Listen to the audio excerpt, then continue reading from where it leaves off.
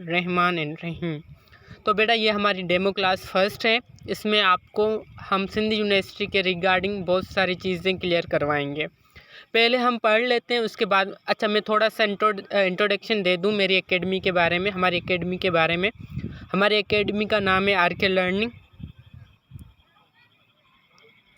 ठीक है, हमारी एकेडमी का नाम है आर के लर्निंग और हम ऑनलाइन टीचिंग करते हैं। 35+ डिपार्टमेंट्स में हमारे स्टूडेंट्स पढ़ रहे हैं। सिंध यूनिवर्सिटी के 35 टोटल 58 डिपार्टमेंट्स हैं, जिसमें मेजर 35 डिपार्टमेंट्स में हमारे स्टूडेंट्स पढ़ रहे हैं, जिसमें आईटी हो गए, आईटी में भी हमारे बच्चे हैं, फार्मेसी में भी बच्चे हैं, इंग्लिश में भी हैं, जूलॉजी में, केमिस्ट्री में, बॉटनी में, अप्रोक्सीमेटली 35 डिपार्टमेंट्स में हमारे बच्चे पढ़ रहे हैं। ठीक है, हम हर साल ऑनलाइन प्रिपरेशन करवाते हैं बच्चों की। चलें आप क्लासेस ले लें कि हम किस वे में टीच करते हैं। अच्छा, ऑफ़लाइन जाना, अभी तो देखिए पेट्रोल भी महंगा हो चुका है। ठीक है, तो अगर ऑफ़लाइन जाते हैं तो बहुत ज़्यादा खर्चा हो जाता है। यहाँ पर बहुत ही अफोर्डेबल फ़ीस में आप बहुत ही अच्छे तरीके से पढ़ सकते हैं। चलें पहले हम थोड़ा सा पढ़ लेते हैं मैथमेटिक्स, उसके बाद बाकी की चीज़ें जो भी होंगी आप हमसे पूछ सकते हैं। ठीक है, तो बेटा देखें बहुत ही सिंपल फॉर्मेट में सिंध यूनिवर्सिटी का क्वेश्चंस आते हैं। बहुत सारे बच्चे क्या करते हैं कि उनको कोई पैटर्न नहीं पता होता, उनको कोई चीज़ पता नहीं होती, वो प्रिपरेशन में लग जाते हैं। आप पास्ट पेपर्स देखें, इंटर टेस्ट में क्वेश्चंस किस वे में आते हैं, किस तरह के आते हैं। You have to focus on these questions या दोज क्वेश्चन। ठीक है, जिस तरह के आते हैं।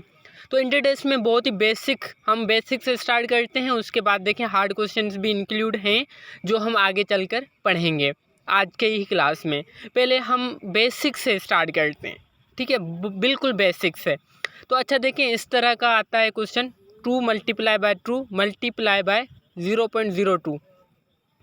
यानी कि आप यहाँ पर देख सकते हैं, लिखने की कोई ज़रूरत नहीं है, बहुत ही सिंपल तरीका है। आप इसको किस तरह से करेंगे, अगर इंटर टेस्ट में क्वेश्चन आ जाए, बहुत ही ज़्यादा बच्चे कंफ्यूज हो जाते हैं, क्योंकि वो बोलते हैं कि सर हम मेडिकल के स्टूडेंट्स हैं, इंटर टेस्ट में इस तरह के क्वेश्चन आ जाते हैं। तो बेटा ये अर्थमेटिक के क्वेश्चन हैं, इतने हार्ड नहीं है। आप ऐसा करें, पहले मुझे कमेंट में बताएं आपका आंसर क्या आता है, उसके बाद में सारी चीज़ें जस्ट 10 सेकेंड्स में या जस्ट 1 मिनट में हम ना सारी चीज़ें क्लियर कर लेंगे। ये अगर इस तरह का कोई भी क्वेश्चन आएगा ना, यू कैन सॉल्व।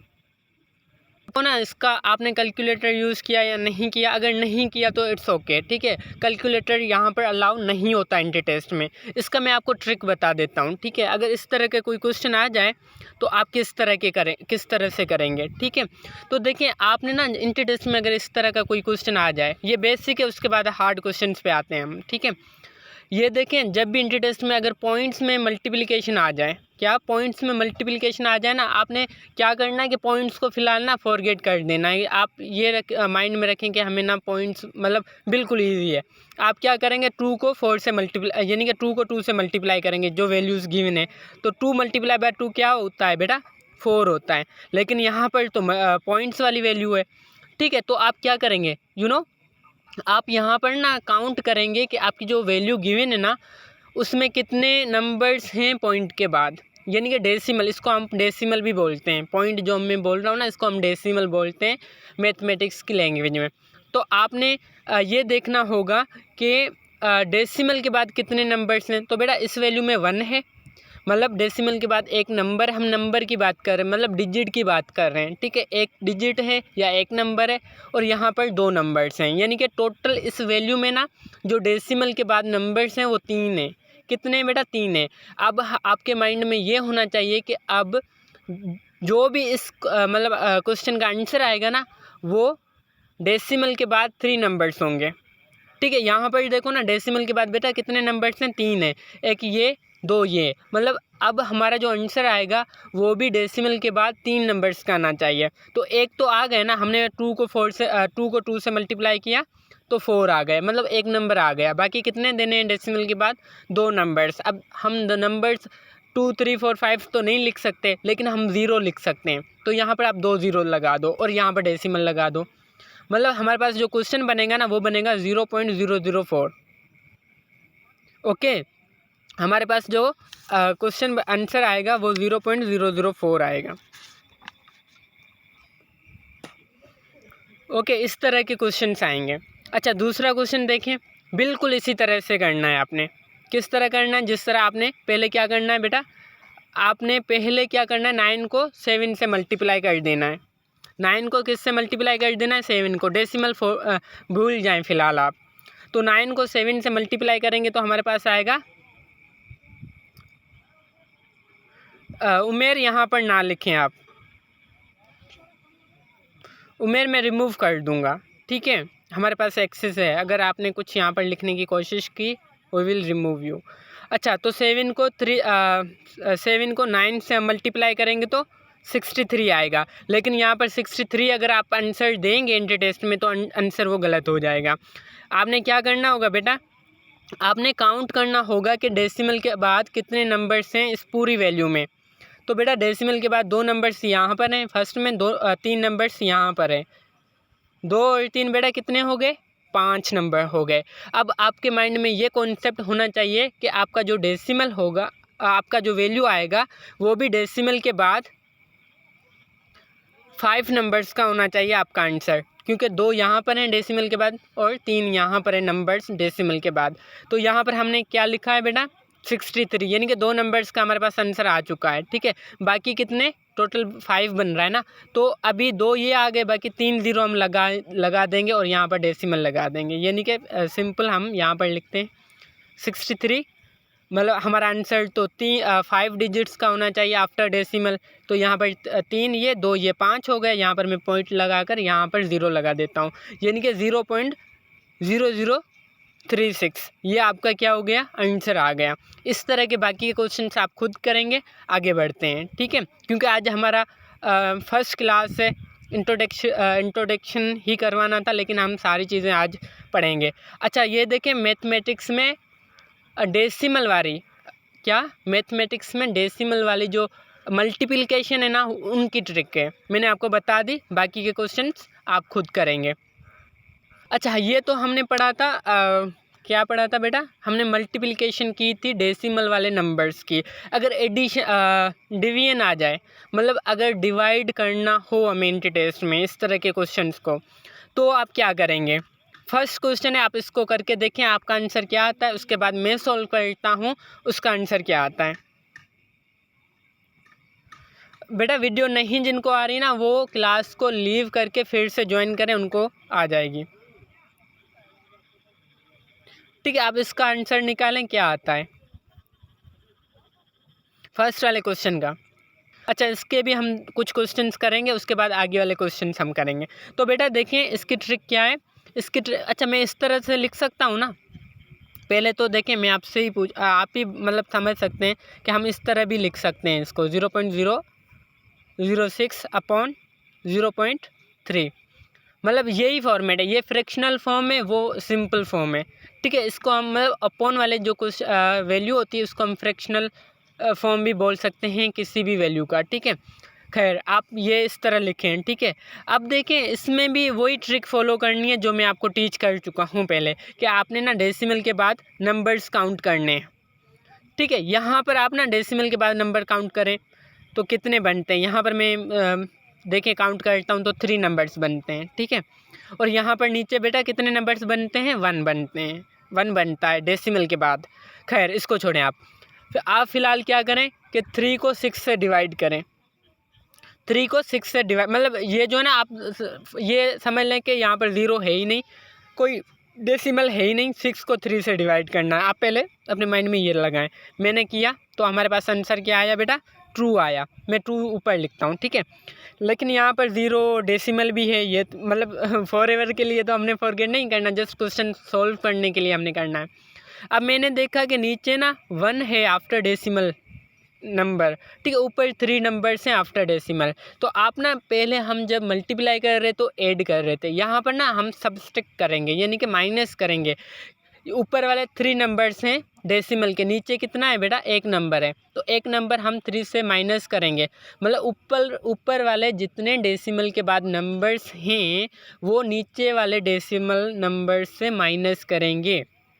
तो हमारे पास ऊपर 3 नंबर्स हैं आफ्टर डेसिमल और नीचे आफ्टर डेसिमल 1 नंबर है, तो 3 नंबर से 1 नंबर हम माइनस करेंगे तो हमारे पास आंसर आया 2।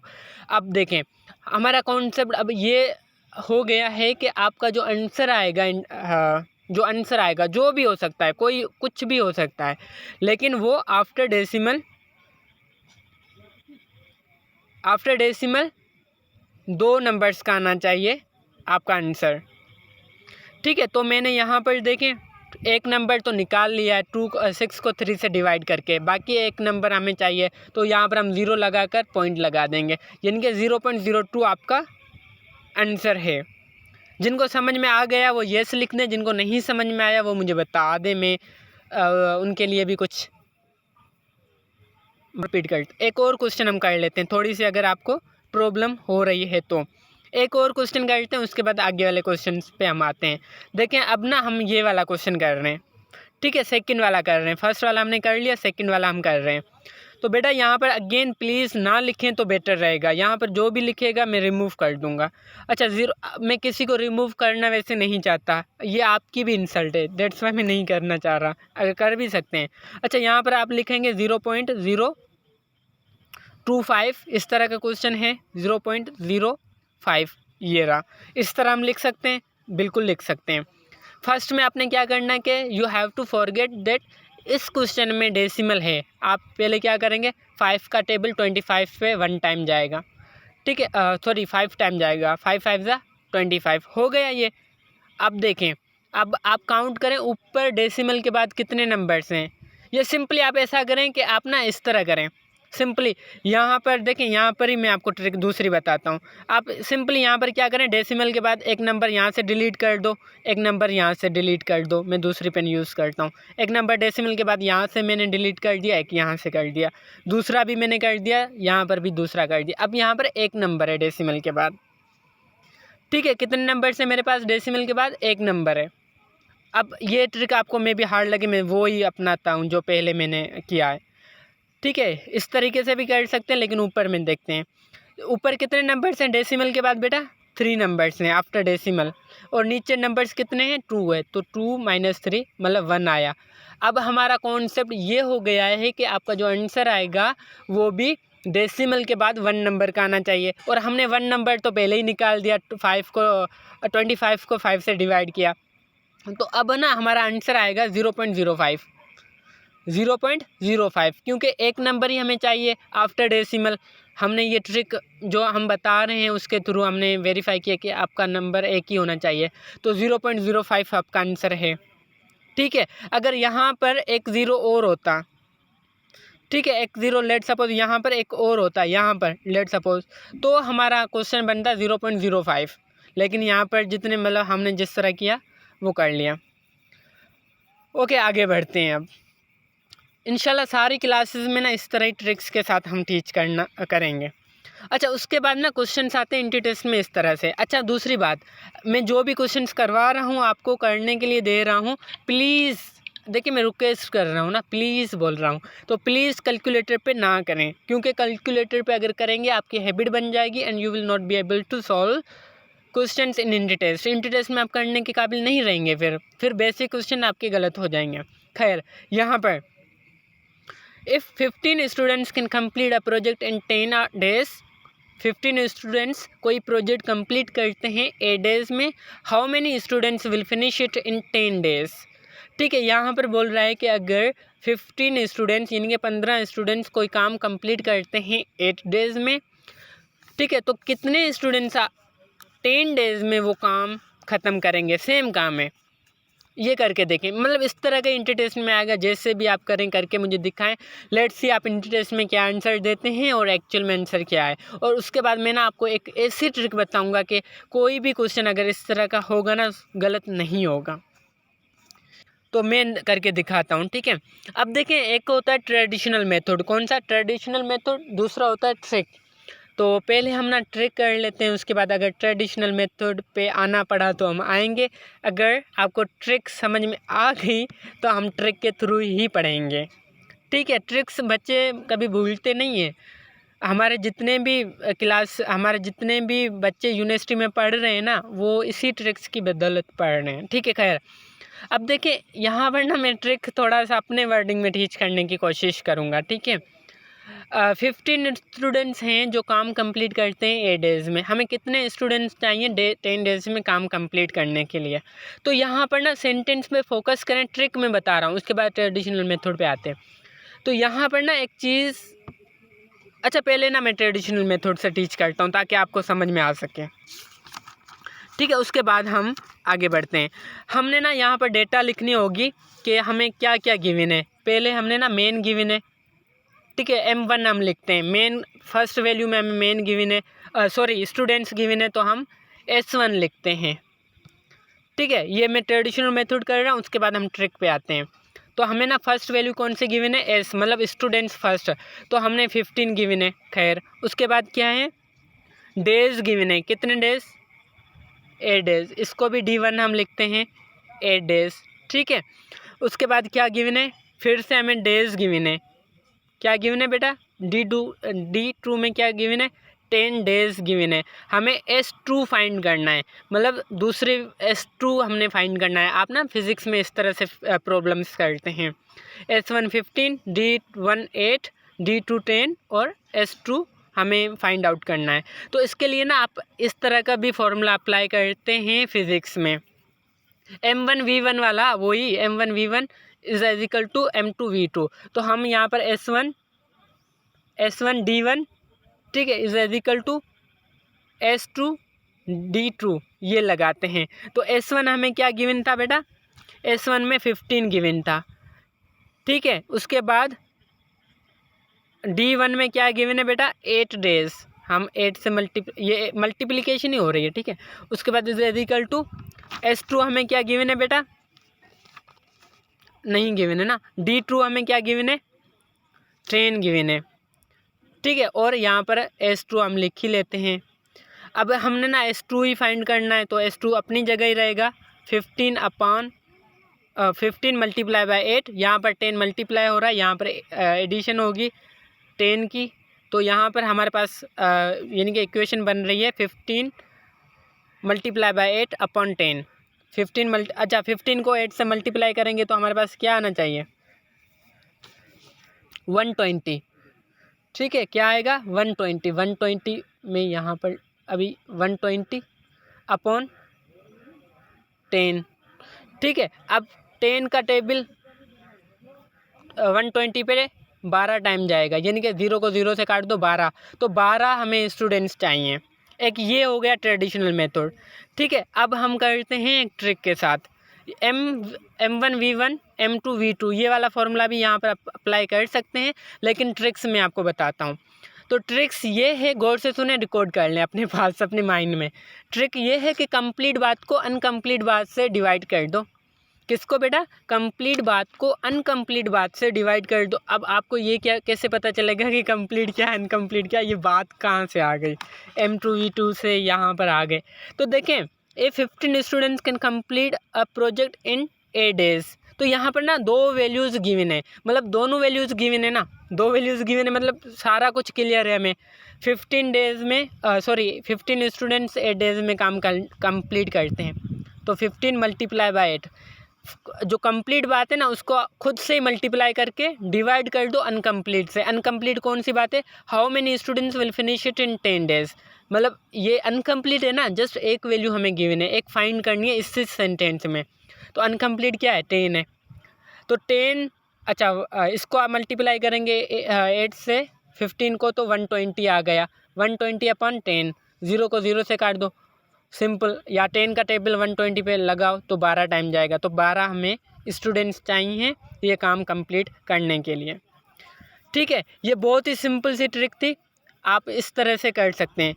अब देखें दूसरा, आप ये करके दिखाएं, मैंने जो ट्रिक बताई ना उसके थ्रू आप करें, सिंपल। देखें वही बात, कंप्लीट क्या है, 20 man can do a work in 10 days. 20 को मल्टीप्लाई करो 8 से और डिवाइड करो 10 से। यहाँ पर भी देखें अनकम्प्लीट बात कौन सी है, how many man will finish it in 10 days, simple, ठीक है। तो यहाँ पर 20 को 8 से मल्टीप्लाई करेंगे तो क्या होगा, 160, ठीक है, 160 को 10 से डिवाइड करो, आपके पास आंसर आएगा 16। तो इस तरह से आप क्वेश्चंस को हल कर सकते हैं, सॉल्व कर सकते हैं। दूसरी बात, इंटी टेस्ट में जो आता है ना क्वेश्चंस, वो इस तरह के होते हैं, बड़े क्वेश्चंस होते हैं, तो बच्चे वो पुराने वाला जो मेथड होता है वो यूज़ करते हैं, टाइम नहीं मिलता। बहुत सारे स्टूडेंट्स यहाँ पर भी मे बी इम्प्रूवर होंगे, तो उनको पता होगा कि टाइम बहुत ही कम मिलता है इंटी टेस्ट में। तो क्वेश्चंस आते भी हैं, आप पढ़कर भी जाते हो। आप कहाँ से पढ़ते हो बेटा? बुक्स से पढ़ते हो। बुक्स में ना शॉर्टकट नहीं लिखी होती, बुक्स में कंप्लीट मेथड लिखा होता है, तो वहाँ पर आप ना कंप्लीट मेथड अप्लाई करते हैं और इतना टाइम नहीं होता। वहाँ पर मेन जो चीज़ देखी जाती है ना, वो टाइम देखा जाता है। तो अगर आप आर के लर्निंग के पेड क्लासेस ज्वाइन करेंगे ना, हम आपको टाइम के पाबंद बना देंगे। हम वीकली टेस्ट लेते हैं, हर वीक में हमारा एक टेस्ट होता है, तो वहाँ पर ना आपकी प्रैक्टिस होते होते आप परफेक्ट बन जाते हैं। ठीक है, वैसे भी कहा जाता है कि practice makes a man perfect ना, तो वुमेन हैं तो उनके लिए भी मतलब परफेक्ट बनती है। अच्छा, उसके बाद है इस तरह के क्वेश्चन भी आते हैं इंटी टेस्ट में। The number whose 6 percent is 36, find the number. क्या क्वेश्चन किस तरह से आता है? The number whose 6 percent is 36, find the number. यहाँ पर ना बोल रहा है कोई ऐसी वैल्यू है जिसका ना 6% बनता है 36, उसका नंबर आप फाइंड आउट करें। अच्छा, ये मैं आपको बताता हूँ। यहाँ पर ना बोल रहा है कि the number whose 6% is 36, find the number. तो आप आंसर देते हैं। अच्छा देखिए, यहाँ पर ना दो तरीके में, यहाँ पर भी दो तरीके बताऊँगा। मैं दो तरीके इसलिए बताता हूँ क्योंकि कोई स्टूडेंट होता है जिसको अलग ट्रिक समझ में आती है, कोई स्टूडेंट ऐसा होता है जिनको अलग ट्रिक समझ में आती है। तो मैं चलें आपको दोनों ट्रिक्स बता देता हूँ। फर्स्ट जो मुझे अच्छी लगती है ना, वो ट्रिक पता है कौन सी है? वो है कि 30, ये जो वैल्यू गिवन है ना, जो भी वैल्यू गिवन हो, अगर इस तरह का कोई क्वेश्चन आ जाए, यानी कि 6% इक्वल है 36 के। यहाँ पर क्या बोल रहा है? 6% इज़ 36, मतलब 6% जो है ना इज़ 36। यहाँ पर ना लिखें कवल, यहाँ पर ना लिखें, यहाँ पर जस्ट टीचर ही लिख सकता है। 6% इक्वल है 36 के, ठीक है। ये यहाँ इस तरह से हम लिख सकते हैं ना। तो आप क्या करोगे? 36 को 6 से डिवाइड करोगे तो क्या आंसर आएगा? डेफिनेटली 6 आएगा, ठीक है। 36 को 6 से डिवाइड करोगे तो 6 आएगा। फिर 6 को ना 100 से मल्टीप्लाई कर दो, ठीक है। फिर 6 को 100 से मल्टीप्लाई कर दो, आपके पास आंसर क्या आया? 600। क्या आया बेटा? 600। तो 600 इज़ द करेक्ट आंसर। चले मैं दूसरा मेथड भी आपको टीच करता हूँ। वो कौन सा मेथड है बेटा? चले मैं आपको बताता हूँ। हमने ना उसमें थोड़ा सा टाइम लग सकता है, जो मैं ट्रिक बता रहा हूँ ना दूसरी, वो उसमें टाइम लगता है। यहाँ पर बोल रहा है 6% इज इक्वल टू 36। तो ये जो गिवन है ना वैल्यू, उसको आप मल्टीप्लाई करोगे। हमें मतलब परसेंटेज गिवन है, हमें नंबर फाइंड आउट करना, तो वी हैव टू मल्टीप्लाई। और परसेंटेज साइन यहाँ पर गिवन है, तो परसेंटेज साइन हम हटाते हैं ना जब, तो 100 से हम डिवाइड करते हैं। और वैसे भी हम 100 से मल्टीप्लाई क्यों कर रहे हैं, हम 100 से डिवाइड क्यों कर रहे हैं, ये अगर आपके माइंड में क्वेश्चन है ना, मैं आपको बता दूं, ये जो परसेंटेज होता है ना, ये 100 पे ही डिपेंडेंट है। जब भी आपके क्वेश्चन में परसेंटेज आ जाता है ना, वहाँ पर 100 का रोल होता है, ठीक है। जब भी कोई चीज़ परसेंटेज में लिखी होती है ना, you have to think that यहाँ पर ना कहीं पर 100 से मल्टीप्लाई होना है या 100 से डिवाइड होना है, तो यहाँ पर डिवाइड होगा, ठीक है। जब परसेंटेज साइन हटाते हैं ना, डिवाइड करते हैं, जब परसेंटेज हमें साइन देनी होगी ना, तो मल्टीप्लाई करेंगे। तो सिंपल, अगर ये हम ना मल्टीप्लाई करते हैं, इसको सॉल्व करें, ठीक है, तो किस तरह से होगा? अगर इसको सॉल्व करें, आप करें, क्या आता है? ऐसा करते हैं, मैं ना यहाँ पर क्या करता हूँ, सॉरी 36 नहीं, यहाँ पर ना आप 6 मल्टीप्लाई बाय जो हमें जो ऑप्शंस गिवन है ना, वो रखने पड़ेंगे कि कौन सा नंबर है, ठीक है। 6 मल्टीप्लाई बाय जो ऑप्शंस गिवन है, तो हम मेरे पास गिवन है 700, तो हम में 600 को फ़िलहाल छोड़ दें क्योंकि आंसर ही वही है, पहले हम 700 रखते हैं। तो 700 पे हमने 100 का टेबल पड़ा 7 टाइम, 7 मल्टीप्लाई बाय 6, क्या आएगा आंसर? 42। मतलब ये गलत आंसर आ रहा है ना, यहाँ पर हमें 36 होना चाहिए हमारे पास। अच्छा, फिर हम 600 रखते हैं, ठीक है। 6 मल्टीप्लाई बाय 600, लेट सपोज हम ये वाला ऑप्शन रखते हैं, वेरीफाई करते हैं कि ये वाला ऑप्शन हमारा सही है या गलत है। तो 100 का टेबल 6 पे 6 टाइम, 6 को 6 से मल्टीप्लाई करेंगे तो 36 आ गया, ठीक है। ये देखें हमारा आंसर, मतलब यहाँ पर भी 36 है, सही है। लेकिन जो मुझे अच्छी लगती है ना ट्रिक, वो ये है कि ये जो है ना 36 इक्वल है 36, 6 इक्वल है 36 के, तो हम 6 को डिवाइड करेंगे 6 से। अब हमें पता चल गया कि 1 इज़ इक्वल टू 6।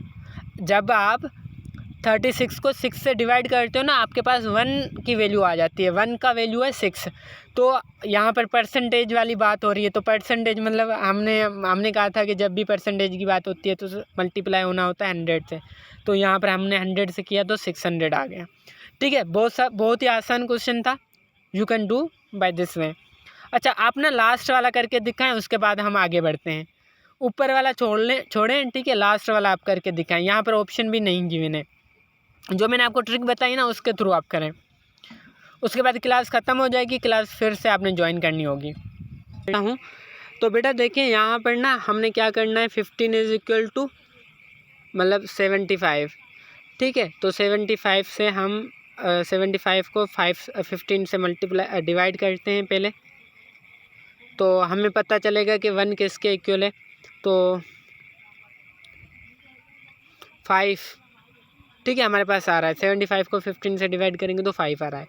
उसके बाद हम जस्ट सिंपली 100 से मल्टीप्लाई कर देंगे तो हमारे पास आंसर आएगा 500, ठीक है। इस तरह से ये क्वेश्चन सॉल्व होगा। ग्रेड अमन और सब बच्चों के सही आंसर आ रहा है, ठीक है। समझ में आ गई है ना ये ट्रिक?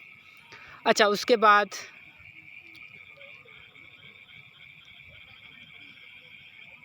अच्छा ये क्वेश्चन देखें, इस तरह से है, if a rectangle has 6 centimetre length and 5 breadth, find its parameter. देखते हैं आप कितने टाइम में आंसर देते हैं, और मेरे टीच करने के बाद आप कितने टाइम में देंगे ये भी मैं देखता हूँ। ओके बेटा, देखें अब मैं आपको टीच करता हूँ पैरामीटर वाला। अब देखें बेटा, इस तरह है कि हमें पता होना चाहिए कि पैरामीटर क्या होता है, एरिया क्या होता है, रेक्टेंगल क्या होता है। ये चीज़ें जब हमें सर्कमफेरेंस क्या होता है, रेडियस क्या होता है, ये सारी चीज़ें आपको जब पता होंगी ना फिर ही आप कर सकोगे, ठीक है। तो चले मैं आपको बता देता हूँ, ठीक है। सबके आंसर गलत आ रहे हैं। अब मेरी बात सुने, ये रेक्टेंगल है और हमें जो गिवन है ना वैल्यूज़, वो क्या गिवन है, लेंथ एंड विड्थ, या इसको ना ब्रेड्थ भी बोल सकते हैं और इसको विड्थ भी बोल सकते हैं, ठीक है। जो छोटी होती है ना इसको हम ब्रेड्थ बोलते हैं, और जो बड़ी होती है उसको हम लेंथ बोलते हैं, ठीक है। ये आपका पैरामीटर है, सॉरी ये आपका रेक्टेंगल है। अच्छा, पैरामीटर होता क्या है पहले मैं आपको ये बता दूं। यहाँ से लेकर यहाँ से लेकर यहाँ से लेकर ये जो बॉर्डर है ना इसको हम बोलते हैं पैरामीटर। अच्छा, मैं अपनी मतलब सिंपल वर्डिंग में बोलूँ, जो ये बॉर्डर होता है ना किसी भी चीज़ का, वो पैरामीटर होता है। आपके मोबाइल का जो आउटर बॉर्डर है वो क्या पैरामीटर है। आपके पास जो कॉपी पड़ी है उसका जो आउटर बॉर्डर है ये क्या कहलाता है, पैरामीटर। तो पैरामीटर की हमने ना मेजरमेंट निकालनी है, तो सिंपल हम ना 2 तरीके से कर सकते हैं। फर्स्ट ये है कि यहाँ पर देखो रेक्टेंगल है ना, इसका ये 2 सेंटीमीटर है, ठीक है। तो ये भी 2 होना चाहिए, होगा बल्कि होगा। ये 2 है सेंटीमीटर तो ये भी 2 सेंटीमीटर ही होगा। ये 4 है तो ये भी 4 ही होगा। तो अब इसको आप प्लस कर लो फिर भी आपकी मेजरमेंट आ जाएगी। तो 4 + 4 8 और 2 + 2 कितने, 4। अब 4 + 8 कितने होते हैं बेटा, 12 होते हैं। तो इसका जो पैरामीटर होगा इस क्वेश्चन का, जिसकी लेंथ 6 हो और ब्रेड्थ, अच्छा ये दूसरा क्वेश्चन है, खैर इस तरह से कर सकेंगे, ठीक है।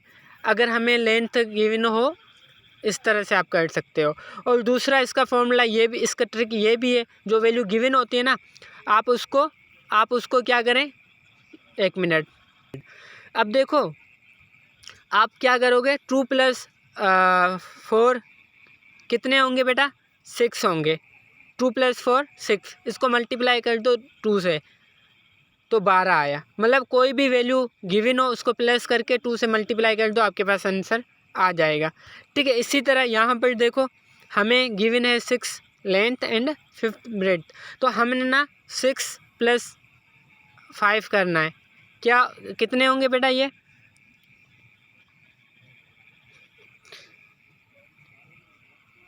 मल्टीप्लाई बाय आप 2 कर दो, मल्टीप्लाई बाय 2 कर दो तो 22 आपका आंसर आ गया ना। इस तरह होगा ना। देखें ये 6 है, इसको दोनों को प्लस करके 2 से मल्टीप्लाई कर दो, फिर भी आपका आंसर आ जाएगा। दूसरा हमने जो ट्रिक पढ़ा था वो ये पढ़ा था कि इसका वन साइड 6 होगा तो दूसरा भी 6 होगा, इसका 5 होगा तो दूसरा भी 5 होगा। तो 5 5 क्या हो गया? 10 हो गया। 6 6 क्या हो गया? 12 हो गया। इन दोनों को प्लस करोगे तो 22 आपके पास आंसर आएगा। ठीक है, इस तरह से आप सारे क्वेश्चन सोल्व कर सकते हैं। अब दूसरा हम पढ़ते हैं कि ये वाला क्वेश्चन आप खुद करेंगे, एरिया यहाँ पर नहीं है। Just find the parameter of rectangle if it has, यहाँ पर डेटा भी गिवन है, आप करके देखें। बेटा प्लीज़ हमें फीडबैक दें कि आज की क्लास किस तरह रही, ट्रिक समझ में आ रही थी सारी चीज़ें।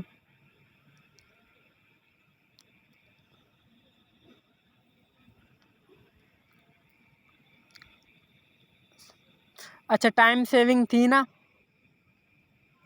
Thank you for your feedbacks, thank you. इंशाल्लाह हर चीज़ हम